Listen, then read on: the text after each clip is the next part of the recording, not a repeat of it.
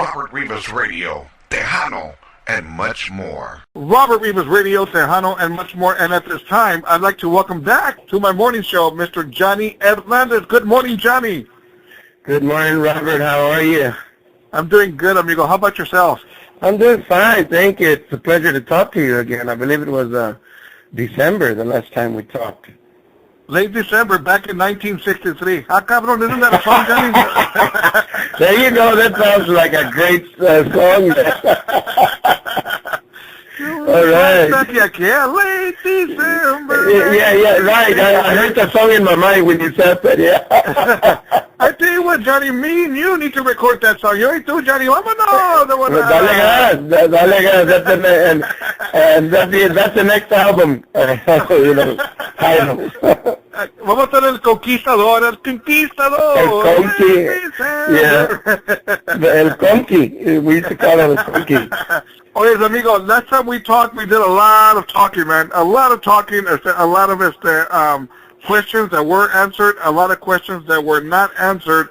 But I tell you what, before anything else, Johnny, congratulations on your new book that is called The Cotton Picker. Congratulations, amigo. Thank you so very much, Robert. The Cotton Picker, an Odyssey, is something that I never in my life dreamed that I would ever do. I really didn't. You know, you have aspirations and you dream. When I was a kid, I dreamed about singing and then about recording, and gracias a Dios, those dreams came true, and traveling, and one of my biggest dreams was to go to Paris, and that came true. But I never even stopped to think that I would ever write a book, and somehow I managed to do it, and gracias a Dios, it's out and it's selling. So yeah, it's something that just I could never have imagined. I was given a pleasant surprise phone call the other evening from a friend of mine who purchased your book, and he goes, "Did you know that Johnny Hernandez included your name in the book and giving you credit to help him give him the push to finish up the book?" And I go, "I know nothing about this." He goes, "No, he gave you credit. He gave you kudos." And I go, well, "Really?" I'm glad he called you, because I did, because it was because of the conversation that I had with you. Up until then, the last interview that I did with you, up until then, I was undecided about whether I should finish it and publish it or not, because it talks a lot about personal stuff that I've been through, you know, on my own and with other people, and that's why it took me 10 years to write it, Robert. Not to actually write it, but to finish it, because I would write for a year or so, and then I'd stop and leave it alone for another year and a half or two, and then I'd say, well, something would happen. I'd say, you know what, I'm going to continue, and then I'd go back and continue, and as I explained that in the book, you know. And when I talked to you, you said a key question that I answered spontaneously, which I had never answered before. And I've been asked that question for 30 years, you know. And when I did, it's revealing that my departure was, you know, not on exactly friendly terms, you know, from the band, La Familia. And once I answered the question publicly, then I said to myself, well, you know, I've answered that question, and then I've answered told the people that I am writing my autobiography publicly. I had never talked about it publicly. And then I was compelled to finish it, because I felt that I already talked about it. Then I have to make it a reality. So I finished it after you and I had that interview. Johnny, I know that the last time we talked about many, many things. And now that you got your new book, of course, no doubt, we're not going to cover everything in your book, but we're going to give them little samples, little tastes of what your book does consist of. Now, what I would like to do for right now is kind of like fast forward a little bit and get to certain parts of the book and talk about it a little bit. That way these people, my listeners, your fans, have a little bit of a sample of what's going on with your book. ¿Me entiendes? Give them a little insight to what's happening there. Una probadita, como dice mi jefito, una probadita. You know what I mean? Como se dice, nomás para la hiela. Remember that saying? When you wanted to eat something and you're not supposed to, ándale, eat a little bit más para la hiela. Whatever that was. We never knew what it was. Okay, well, I'll tell you what, Johnny, let's do this. Let's fast forward here a little bit. I've already got my notes here in front of me because I did not want to forget anything or drop the ball on anything here. To me, this is a very, very big interview for me.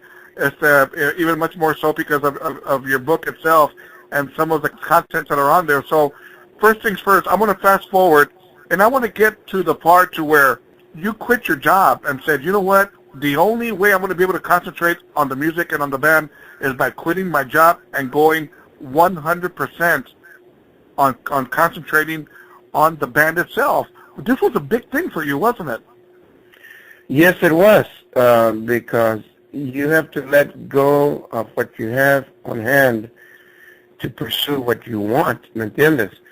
And that's why, if I may say, and by the way, Robert, this is the first interview I do, and thank you so much since the book has been out. This is my first radio interview or interview of any kind. So again, you're taking the lead, and I appreciate that, you know. The reason that the Latineers and La Familia were successful, and are successful, one of the reasons, rather, is because we went at it 110%.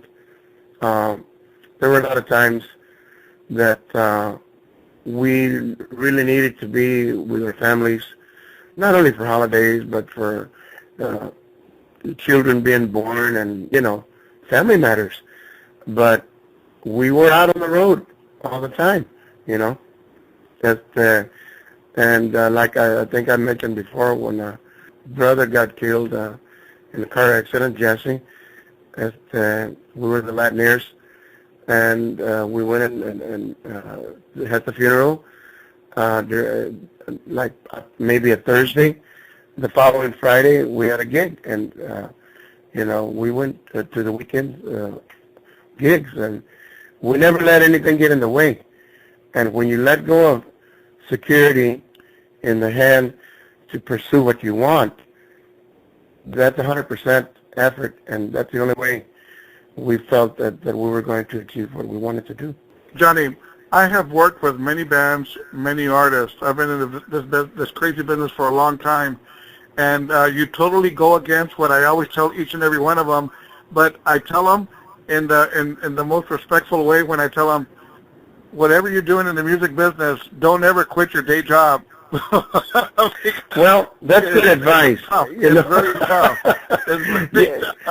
We weren't your average sensible people.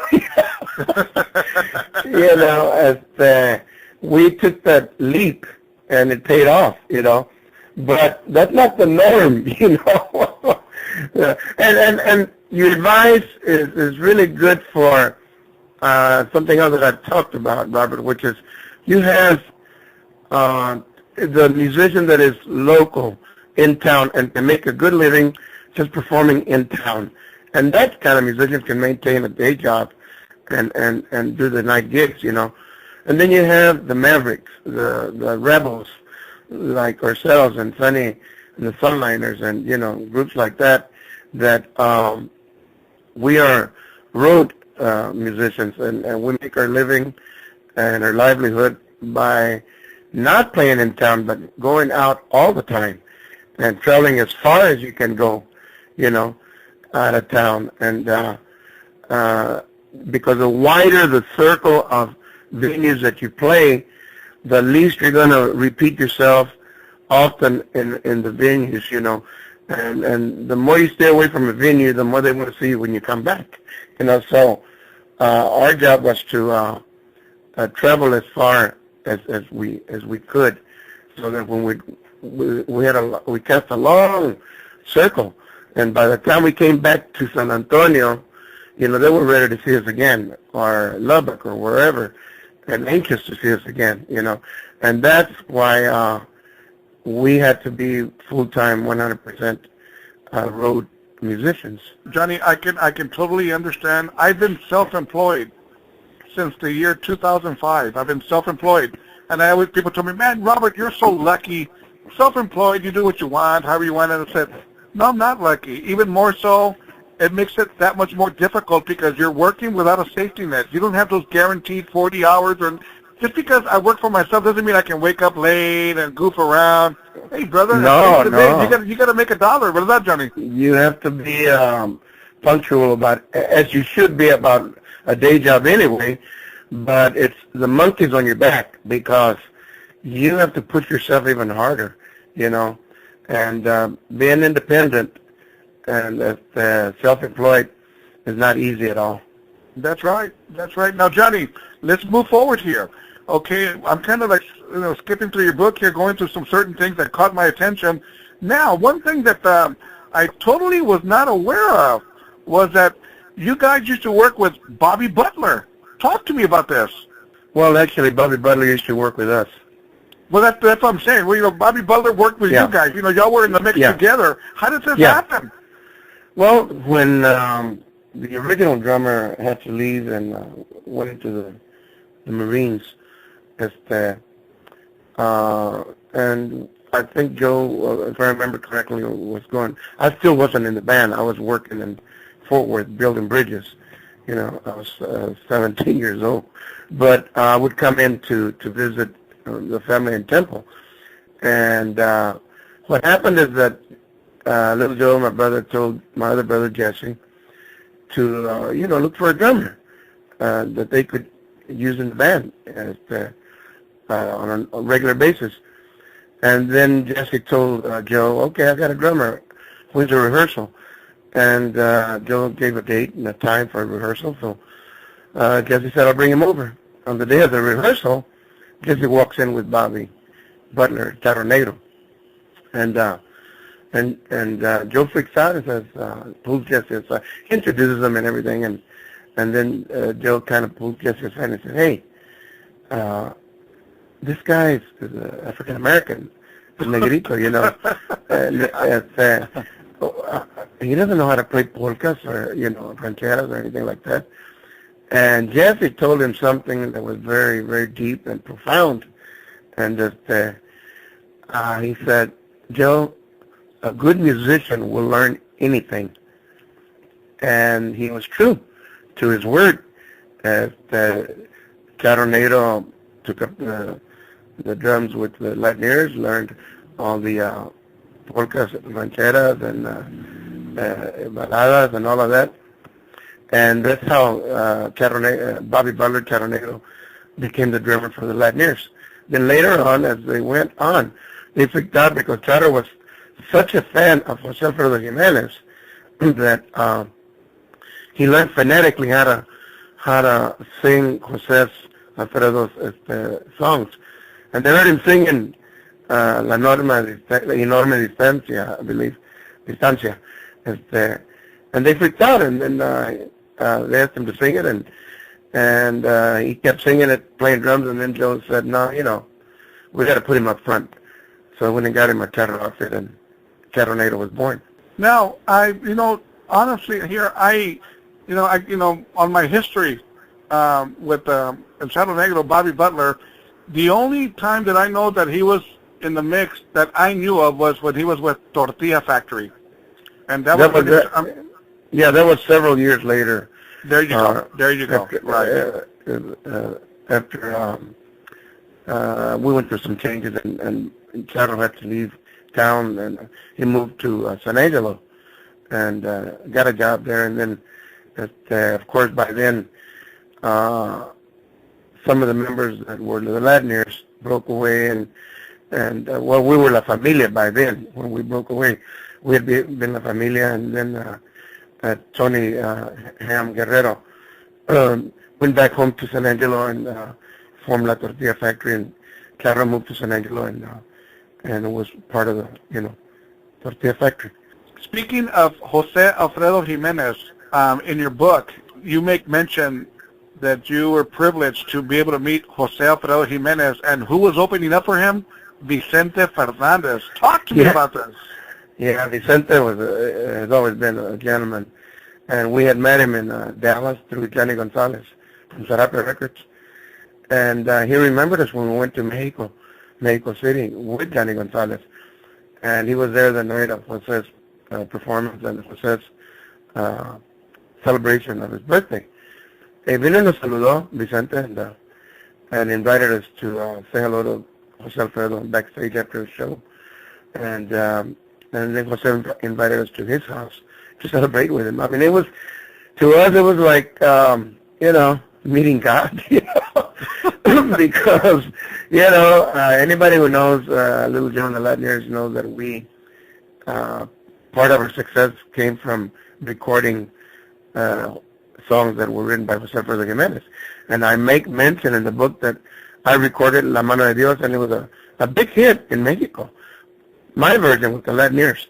And there was a chain of radio stations, and we became, got airplay throughout its chain, and we were made aware that it was being played in all the radio stations that belong. I forget the name of the radio station network. But yeah, and then to meet and be with and go to his house and celebrate with him and sing to Alfredo Jimenez was more than we had ever expected. What a memory! No, Johnny, what a memory! Because think of that. Of course, my father, me being a little kid, I remember my father having all these 8 tracks and the 45s in the jukebox. Jose Alfredo Jimenez, man, and it's like what you're saying, man. He was like a god in a sense, you know what I mean, in the music business, no que no? Yes, he was icon, and the most prolific songwriter that connects with the people. I always make connect with the people. I always make mention of this one song when I'm trying to explain to people how profound he was. And the trick and the magic of Jose Alfredo Jimenez was that he would say something so deep that would touch the average person's heart and mind, and say it in such a simple way that it was so deep. And I give the example on La Canción León Guanajuato, Bonito León Guanajuato, where it says, the first verse, opening verse says, no vale nada la vida no vale nada. Empieza siempre llorando y así llorando se acaba. Por eso es que en este mundo la vida no vale nada. He made a very deep, profound statement with simple words, playing them back and forth. With just a few words, he said everything that pertains to life, and that was a genius that he had. Now, being with Little Joe and the Latin Years, Little Joe y La Familia, as you state in your book, there were parties, after parties, after parties, a lot of mingling, a lot of socializing. Heck, man, a lot of friends, female friends. How crazy did it get, Johnny? It got pretty crazy. When I think back now, especially, after the gig and the motel, and we had a lot of friends everywhere we went that wanted to continue partying with us and just have a good time, and of course, ladies came around, and some that became regular friends, and others that were new to the crowd. And I look back now, and I think, of course, things were different then, and the law was different, and back then you could travel in your car, and nos paraban, and we were speeding or whatever, and we'd have a case of beer and bottles of liquor in the back seat, and they wouldn't take us to jail for that. Yeah, you could carry open bottles, and as long as the driver wasn't drinking, and the same thing for the motels. The motels would be packed with people. It got to where they didn't fit in all the rooms of each musician anymore, and they'd be lingering outside, hanging out, talking, and smoke everywhere and beer everywhere, and it was insane, to be honest with you, and nobody complained, It was quite a scene, You guys were on a sky high, weren't y'all? Yeah, for decades, yeah. Now, okay, moving forward here a little bit more, we're going through your book here. along the lines of all these parties, your friends, your intimate friends or whatever, came along a girl named Cindy Hernandez Palacios. Yes. Talk to me about this. Well, that's one that I don't want to talk too much about because I like the readers to find out who Cindy is and how she is part of my life.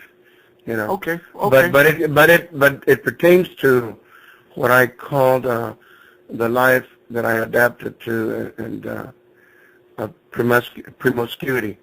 You know, because of the openness of the parties and stuff, and you meet different ladies in your life, and it also pertains to the culture that I referred to in my book about cultural way of life that goes back to generations, where we feel that the man is the provider for the family, therefore he can do anything he wishes and nobody can tell him anything.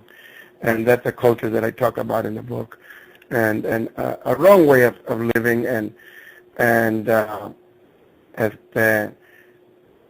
because of being raised around this kind of a culture, the machismo culture, and the promiscuity that I had adopted in life, things happen, you know, and I explained that in the book. Definitely. Like I said, I found it very, very intriguing on your story about Cindy Hernandez Palacios, and definitely the people who buy your book. I will say that she's my daughter, and I love her deeply, and I talk about it in the book and how we met, and that's very interesting how we finally met. You know, but that's what I like for the readers to actually read about. You know. Johnny, very, very interesting. Very, very interesting. Okay, now let's move forward here a little bit more. Let's talk about Odessa. When you had somebody threatening the band and saying, hey, if you guys go up on stage, you guys ain't going to finish up the night. Talk to me about this. Yeah, we were rehearsing and we got a call that somebody was real angry in Odessa, and we were going to go be performing over there, and call the promoter to threaten that if we did show up, they were going to shoot us, you know. And Joe took the call and then came back to rehearsal and told us what the call was about and what we thought about it. Somebody said they were going to bring guns and shoot us, and because they didn't say who, but somebody had gone out with their girlfriend or their wife or something to that. You know, we weren't clear whether it was because, to be honest with you, in the craziness that we were having, we went out with single girls. We never, I never liked to mess around with married women, and there had to be some kind of a code, as crazy as it sounds, you know. But anyway, Joe told the band, and what do you guys think? And we all looked at each other and said, well, we'll just take our own guns. How simple is that, man? We'll do the gig and we'll take our own guns. And we did. And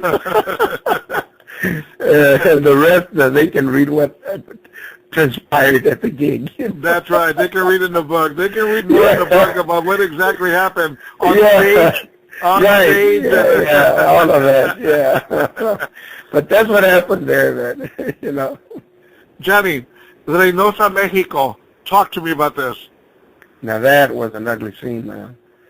We always used to go and perform in McAllen, Paulino Bernal, Monday night gigs, and, you know, after the gig, very often we'd cross over to Reynosa and go to La Zona Roja and party and drink up and enjoy ourselves and come back. And this one time there was an incident that led to a beating, literally a beating of most of the members of the Latineers. And because there was a faulty chair, it was a setup where somebody would sit on it and the socket would come out, the leg would come out of the socket, and they charged him $5 for the chair, and it was a gimmick, it was a scam. And I happened to be sitting on the chair, and when it went out, I put the leg back in the socket. Well, naturally, the bartender who was in charge of the place there came over and told me that I owed him, that I broke the chair. I said, no, it's not broken. I said, and I was polite, but by then I had drank a lot of tequila, and I explained that it just came out of socket, and I put it back, and he said, no, okay, you broke it. And he just was persistent and insistent that I pay for it, and I said, okay. So I said, how much is it? $5 American dollars. So I paid him. I picked up the chair. Where are you going with the chair? I said, it's mine now. I can do whatever I want to with it. And I did. I demolished it into 1,000,000 pieces. And we should have left because a few minutes later, every policeman in the county was there. And what took place was horrifying. I mean, literally horrifying. And I'm just lucky that I didn't end up dead or any other members. There's a whole lot more details in the book as well. Right? A lot of details, in the book. Right. There we go. Definitely. I tell you what, Johnny, we're going to take a break in the action. I'm here with Johnny Hernandez, and we're talking about his brand new book, The Cotton Picker and Odyssey, on Robert Rivas Radio Morning Show. Robert Rivas Radio, Tejano, and much more. Robert Rivas Radio, Tejano, and much more, and I'm back here with Johnny Hernandez, Part 2. Johnny was with me last year, December 5th, 2014, and mind you, I mean, this is true. This is a fun fact, and I hate to admit this, but this is the truth.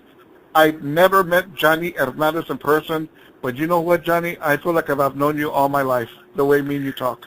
Thank you, Robert. I feel the same way about you because we immediately connected when we talked last time in December.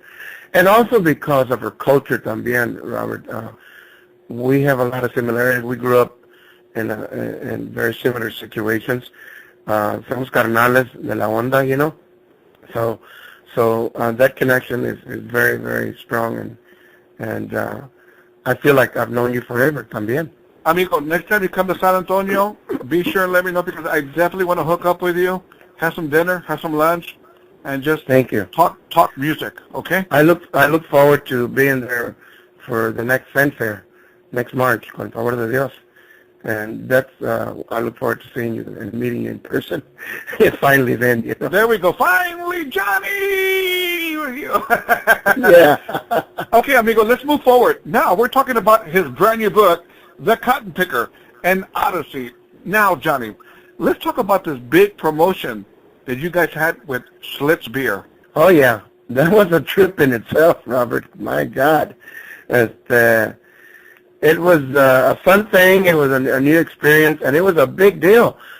Even I, at the time, wasn't aware and hadn't grabbed the scope of what we were doing. We were approached by Schlitz and started doing a campaign, which was throughout the Southwest and the Midwest, I believe. And we did the jingles for the radio, and then we did TV commercials. And for example, one time we're traveling on I-10 in the middle of the desert in Arizona, and we freak out because we see this huge billboard with on it was me, Little Joe, and Benny Munoz, who was singing with us at the time. And then that freaked us out. But once we were past that and we got to California and we were messing around in Hollywood, Sunset Boulevard, we saw the same billboard down Sunset Boulevard and all the lights, and that really made us feel special and honored and freaked us out, But it was a big campaign, and then I even wrote a song. My brother, who's deceased now, Tony Top, Top Sergeant, that's why his nickname was Top. But Tony, the eldest of the siblings, asked me, he was in charge of the negotiations for Little Joe. He was representing Little Joe in the band with the Schlitz people, and he asked me could I write a song about it? I said, Yeah, again, so I did. And we included it in the album. The album that I'm talking about is one of the most popular albums that we ever recorded, Robert, was the Live for Schlitz album, which was done in Corpus Christi. Johnny, speaking of that album, now let's get there. I'm glad you brought that up because I wanted to talk about that.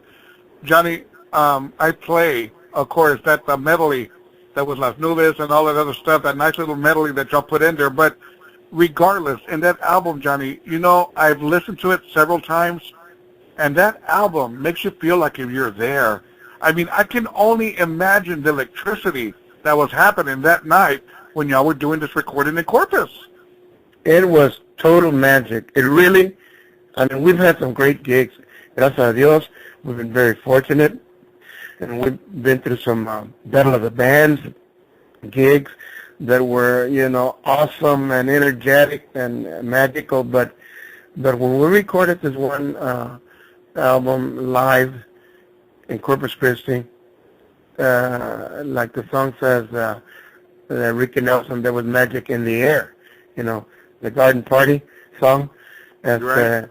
And that magic was caught, like you say, in the recording. It was caught in the moment, and the crowd, and the energy of the band, and the response to the band, and it became one of the top-selling albums of Luther and Johnny La Familia. Do you have a certain memory of that night that stuck with you? Something that caught your attention? The way the crowd responded to a certain song? Is there a certain memory from that night in Corpus Christi recording live for Schlitz que se te quedó en tu corazón? Well, I know that Por un Amor has always gotten great response, But if I remember correctly, we did in Mi Viejo San Juan on there. And there must have been a lot of Latinos in the crowd, because that got, a good, solid response. And, of course, Las Nubes has always been the magic song, But it was like that. It was high energy. And it seemed that it was so well put together by everybody, not only band members and the leadership of the band and the selections of the songs, but the people recording it. And it was almost as if we told the crowd, because they were in sync with everything, as if we had instructed them, When we do this or say this, react this way, Johnny, let me ask you a question.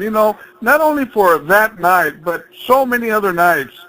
How hard is it, Johnny? How hard is it? Man, everything's happening. The crowd's happening, the band's happening, electricity's in the air, and then it's time for you to get off the stage. Isn't that difficult sometimes just to go back? You want to play all night long, don't you? Yeah, that's a very good question. But not only quitting and getting off stage because it's time, that's difficult, But people don't realize that when these things happen, you have to thaw out, As you go through the motions of saying goodnight to all the people, and it's wonderful, and that takes an hour and a half just to say goodbye, to all your friends, and then you leave and you go.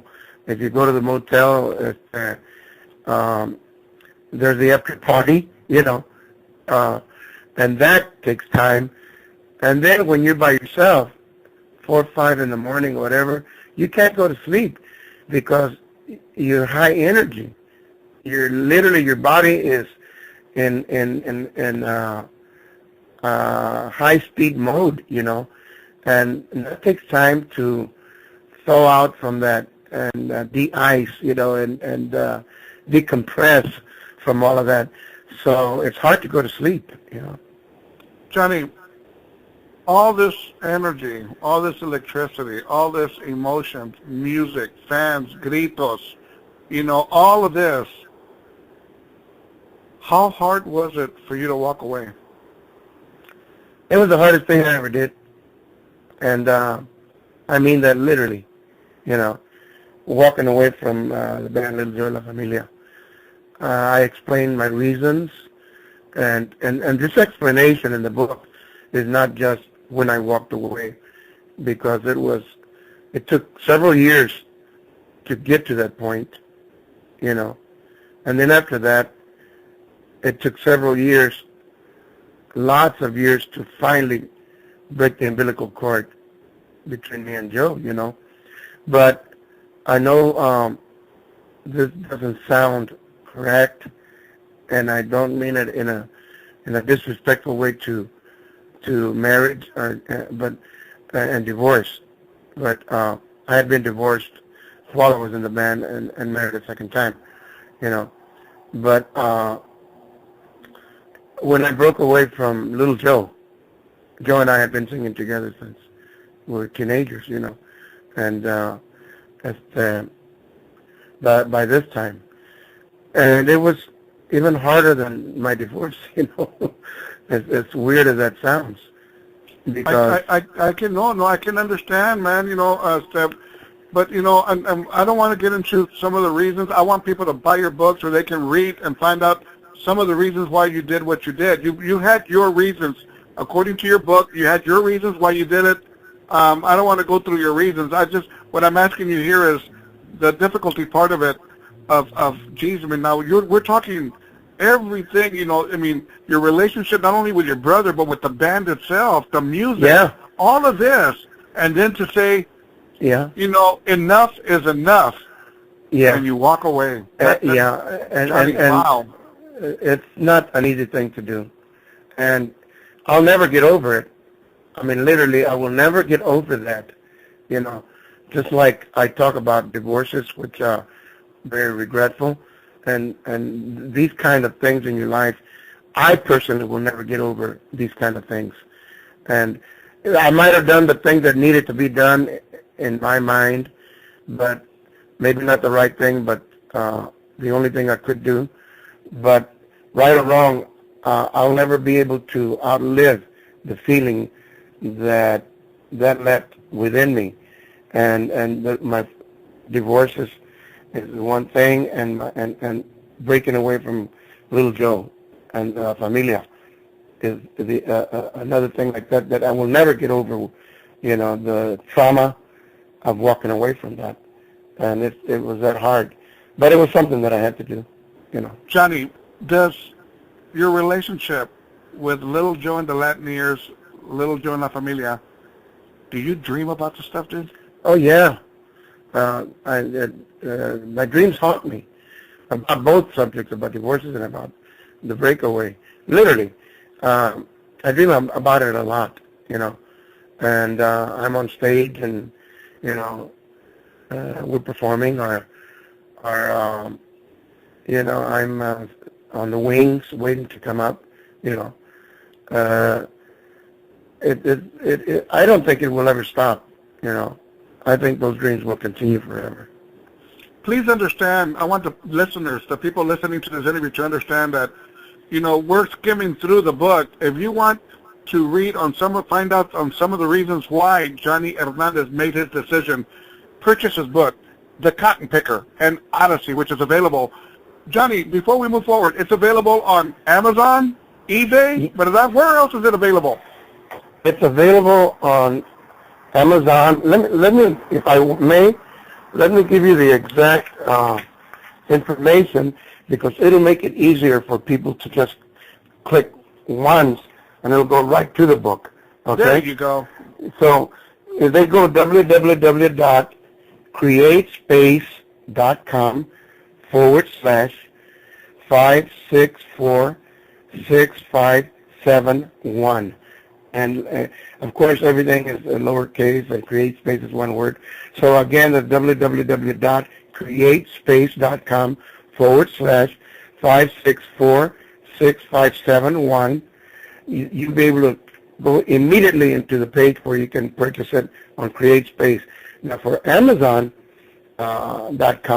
of course, they just say CreateSpace.com. They can go in and then put in the name, Johnny Hernandez, and The Cotton Picker and Odyssey. and they'll find it. The same thing with Amazon. But if they go to www.amzn.com/151-527-6880. Again, www.amzn.com/151-527-6880. They'll go immediately into that page. Otherwise, just go to either one, Amazon.com or CreateSpace.com, and look up Johnny Hernandez, the Cotton Picker, and Odyssey. And the other way they can find it is just go to my website, johnnyhernandez.biz, B-I-Z, and go to www.johnnyhernandez.biz. When it opens up, on the far left at the top, you'll see the first page, I think, says the Cotton Picker, or the book. Click on that, and it'll open up, and you'll have the choice to pick either Amazon or CreateSpace, and you can buy it on either one. Some people like to deal with Amazon. Other people would prefer to deal with CreateSpace, and that's where they can find it. There you go. There you go. It's as easy as that. Now, let's move forward. Let's move forward here. Let me ask you something, Johnny, before I move forward on this. When all this separation and everything happened, were your parents still, are your parents still alive, Johnny? Let me ask you this. No, they're both deceased now, but yeah, they were alive at the time. When all this was going on, so your parents did know what was going on between you and your brother and the friction or whatever else, so they knew what was going on, right? A little bit, because I always kept a lot of things to myself, you know.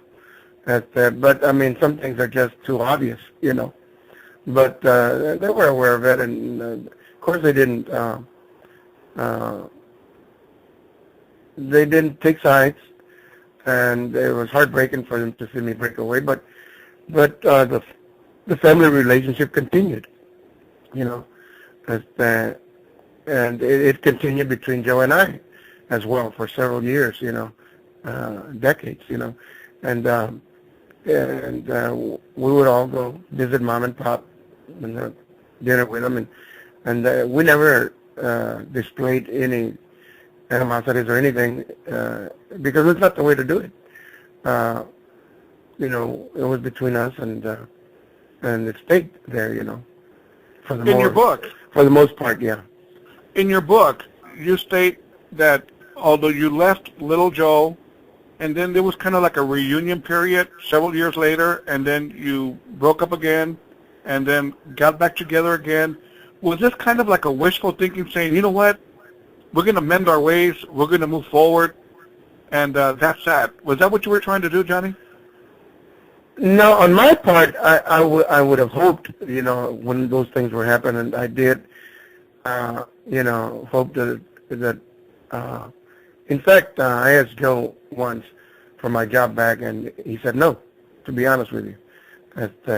You know, but the thing is that the people always liked us separately, but they like us better together. And that's why Joe would call me to come in and do special concerts, like especially when we did the reunion tour of '95, several months of that. There's reasons that I explained why that happened, but it was a very successful 5 or 6 months of touring together, and then it was over, you know, and then I went back on my own. But he would call me periodically to come and do special reunion concerts, like the Freddie Fender concerts that we did, and that was the last time that we performed together, because the magic was when we performed together, you know, and to this day people still want to see that, but we're past that, I think, by now. Was that, you know, Johnny, was that the same when you got back together again and then again than it was the first time, or was there, it was different? No, the magic was there. You know, that's good. As far as performing, that never got interrupted. There were times when, let's say we were having differences of opinions on something while I was still in the band, you know, and we'd debate it or whatever, as me and Joe, you know. But the minute it was time to get on stage, we left all of that behind. Nothing interrupted the performance, and I mean nothing.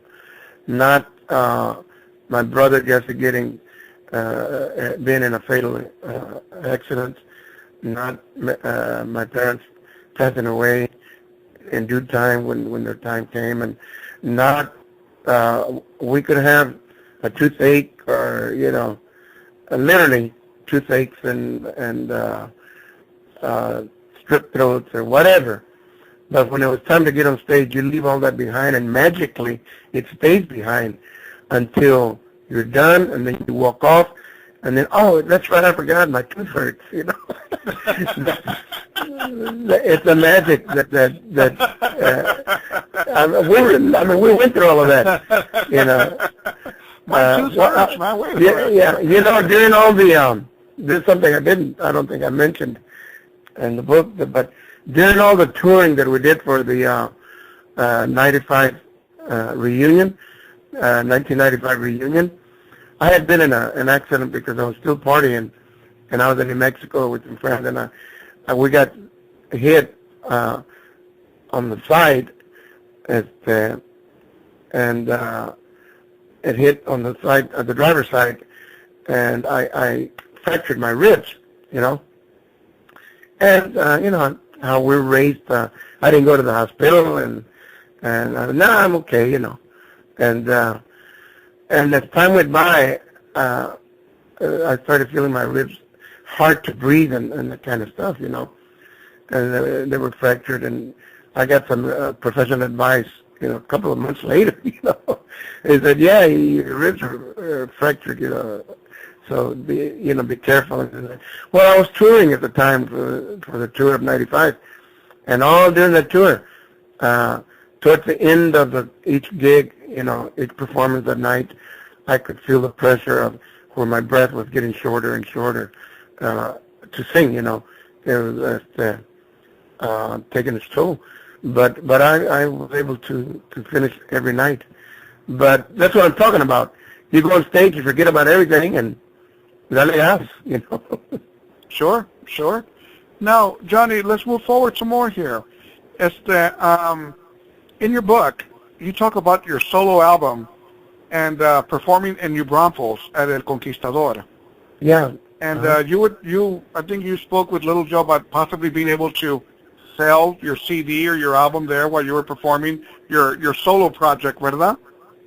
Yeah, and it was my first CD on my own, and I did it with La Familia, and I recorded it at Joe's recording studio there in Temple, and all the cooperation, and I paid the band, and I paid for the studio, and everything. And then and by the way, it was received really well by the fans, even today they ask for it. And then Joe was selling his material and Rocky's album that Rocky had done, his own. So I asked, could I sell mine at the gig? He said, yeah, no problem.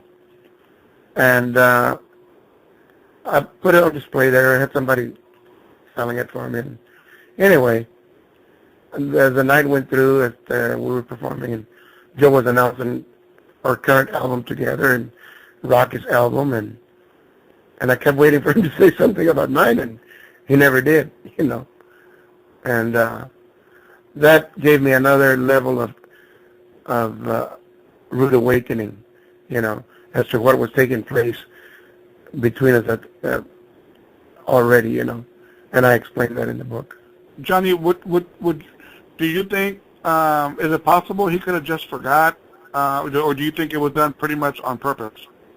Well, of course it was, yeah. Yeah, that's what I'm saying about a rude awakening. Yeah. And it got me to start the process of accepting things for what they really were, not what they used to be and what in my mind, I wanted them to be and thought they were. It was a process. You ask him, Johnny, did you ask him, hey, Joe, what happened, I think I did. I don't remember exactly what I said, but I do believe I said, what, thought you were going to let the people know. And I didn't get a reaction, if I remember correctly. But But it was a long process of years of me coming to terms with the reality of a relationship that was no longer what used to be and what I thought it was, but different. And that's what the book is about. It's a long process that even after I left the band and kept going back, I still thought there was a certain level of relationship, but that was gone, and I couldn't see it until years later, many years later. Right. In your book, as you go into detail about so many jabs, uppercuts, and stuff like that, if, you want to put it in the boxing terms of your business relationship with your brother, Little Joe. I mean, there were just so many jabs, but you go into detail in your book about it. But along with all these jabs and stuff that you're taking, these hits that you're taking, and then you come to the back end to where now you start having problems with royalties, right? Well, that was all part of the business because I explained how, excuse me, there were personal problems with the relationship, and there were business problems, and they were intermingled, because we were always together on the road. So it's there was only one phase of a big one, and I explained about how royalties work and stuff like that. That's why I always advise when young artists ask me about the business and this. The one thing I tell them is, inform yourself about the music business. Learn to read music. Don't drink. Don't do drugs. Don't smoke. The better and healthy you are, the better you're going to perform, contrary to what is believed. If you're really stoned, if you're really, excel. It's a physical thing, and a mental thing. But I tell them, read up, buy the book, This Business of Music, and read everything about royalties, how they work, what kind of different royalties you're to expect, and when to expect them, and get an attorney if you're going to talk contracts with a record label. Don't do it on your own. Get an attorney to represent you, because we weren't brought up like that, because nobody tells you these things, Robert, growing up in the business. The people in charge of record companies are not going to tell you these things, because the least you know about the business, the better off they see themselves as how they can deal with you, Royalties is a very, very big business. I tell people with my internet radio station, I just don't play music. I got to pay royalties. Each and every song that I play, I got to pay royalties, and it's only fair. People out there, they're songwriters, they're performers, they're record labels, and hey, man, they're due whatever they're due whenever you play their music. That's just the way it works. And the sad thing about that, Robert, is that royalties does not take away 1 cent from the pocket of the DJs or the record labels or anybody. Royalties are what the artist and the songwriter, composer has a natural right to, It's like on a CD, it's sold, whatever amount of units are sold. If a writer has 10 songs on there, that money that is paid for the CD, part of that is automatically for the writer. That doesn't take away from the percent that goes to the record label, or to the leader of the band, or to the owners of the record label, or to the DJ. They make their money from the rest of the money that comes in from sales. ¿Me entiendes? So it's automatically built in for the writer, and that's why it's so sad that these record companies that rip off all the songwriters, there's no need for it, because they make their money anyway without having to take that portion. Johnny, in your book, what made you finally say, you know what, after, I think you said 30 years, if I have this right, I could be wrong in the years, but what made you finally say, this is it? This is it, man. I'm going to put it on black and white. I want people to know what happened here. What finally got, I'm sure you were thinking about this for quite a while, for a good while. what made you say, that's it, man? I've got to let people know what happened here. What got me to let them know, as I said earlier, is when I did your interview, because that was the very first time that I ever said anything about it publicly. Up until then, for 30 years, I had wrestled with all of this, and for 10 years, I had wrestled with finishing the book or not, because it took me 10 years to write it. Not because it took me 10 years to physically write it, but because I would stop after a year and a half into it or 2 years, and I'd say, no, you know what, I don't want to talk about this. And I'd drop it. A year later, 15 months later or whatever, 2 years later, I'd get interested again and I'd continue. And then what happened after about 5 years into it, I finished it, but it was in the form of a script, because a friend of mine had given me the format to the script and would talk me into writing it, and he downloaded the script into my laptop, and so I started trying to write it on a script, and when I finished it, I showed it to my good friend Richard Jimenez, the actor from L.A., who was in Boulevard Nights back in the 70s, and a lot of other movies that he's been in. And I asked him for his advice. And he said, Johnny, I like what you're saying in your story, but it's not a script, because I told him, I sent it to him in script form, and he said, but you know, it's not a script because it's not properly written as a script, as you attempted, and it's not in a book form. So my advice to you is to start all over again and write it in book form. So that was the last at least 4 years of rewriting it, keeping what I could from the script to keep my notes and train of thought together, and borrowing from that, incorporating it into rewriting the book. And that's why it took me 10 years to finally write it. But by the time I finished, it had been 30 years of the question being asked, why did you leave the group, you know?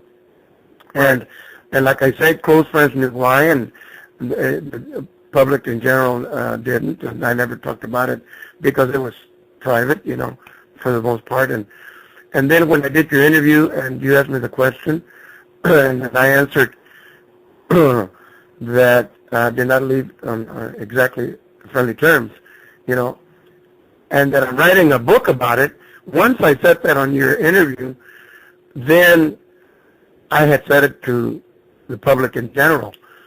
And I have an upbringing that we in our culture also have.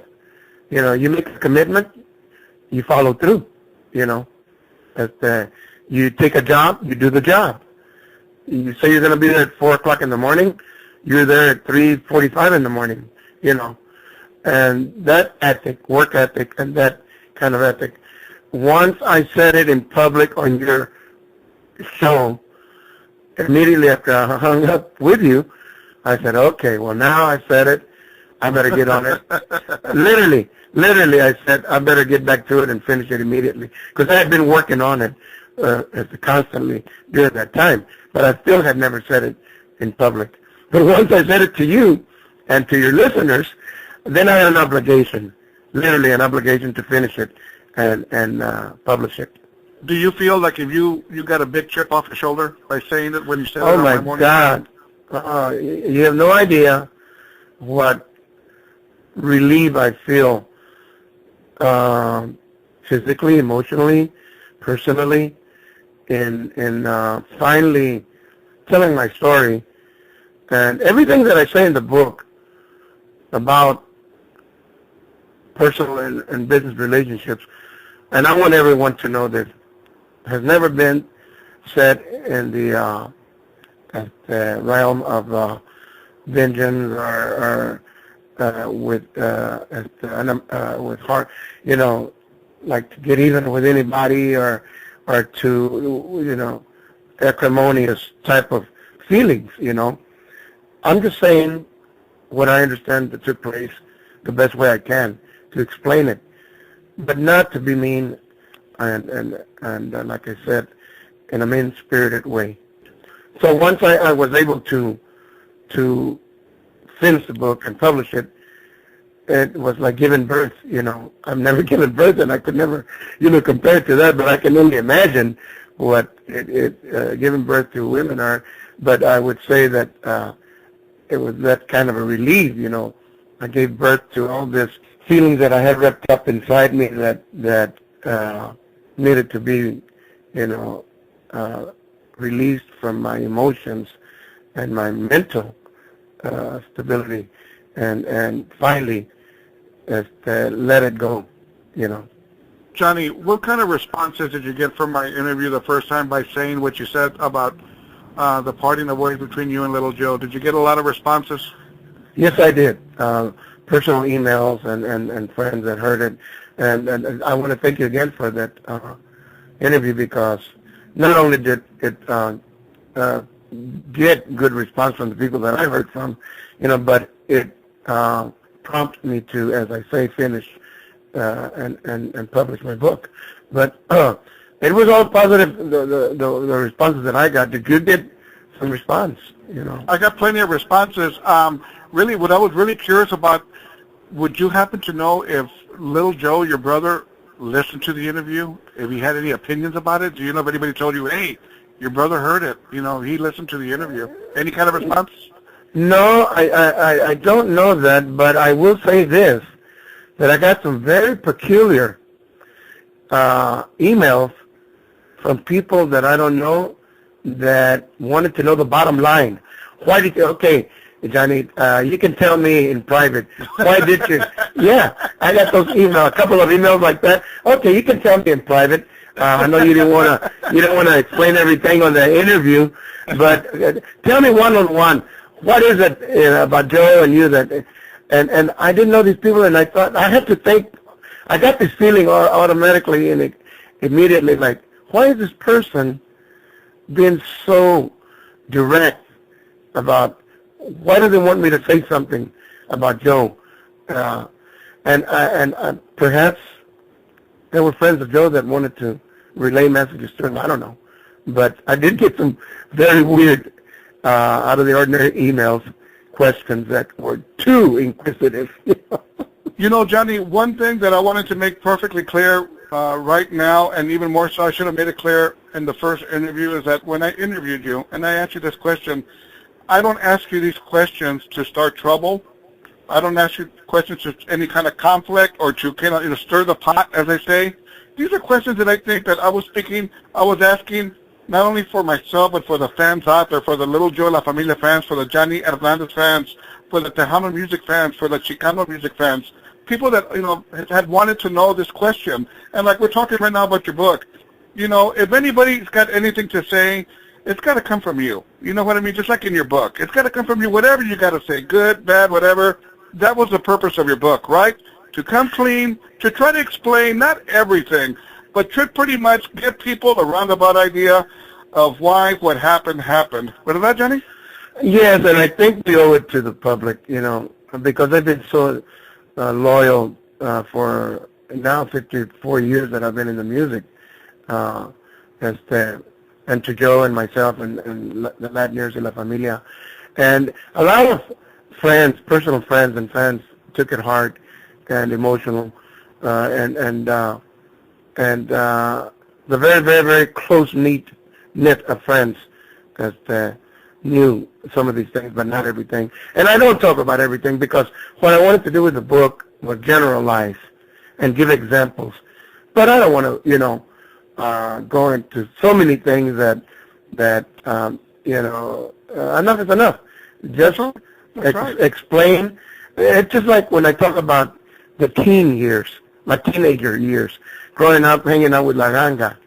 I talk about things that everybody experienced throughout all of the country, and I talk about Texas and my hometown, and traveling to the cotton fields in South and West Texas, and how rough it was con los pachucos and all of that. And I talk about me and the guys in Temple, and a little bit of just an insight of what life was like. But I don't talk about everything we did because they'll come back and throw me in jail, carnal.